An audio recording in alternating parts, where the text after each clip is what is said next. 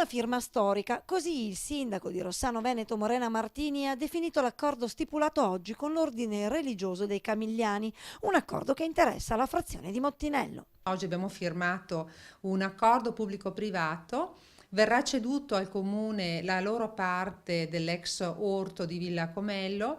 In cambio il comune farà la mura di contenimento e la nuova recinzione. Per un totale di allargamento di questo nostro parco Tognolo, un totale di 2743 metri quadri. Un bel polmone verde al servizio dell'intera collettività, adibito esclusivamente ad area ricreativa. Non potrà mai essere ceduto a terzi e soprattutto non potrà contenere abitazioni private.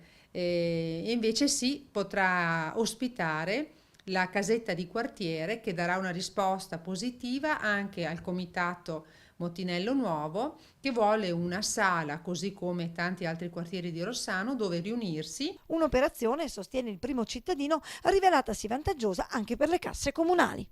Il costo totale dell'operazione a carico del comune sarà circa di 70.000 euro, però tenete conto che la parte di terreno ceduta al comune di Rossano ha un costo di 110.000 euro, quindi il comune da questo punto di vista guadagna qualcosa.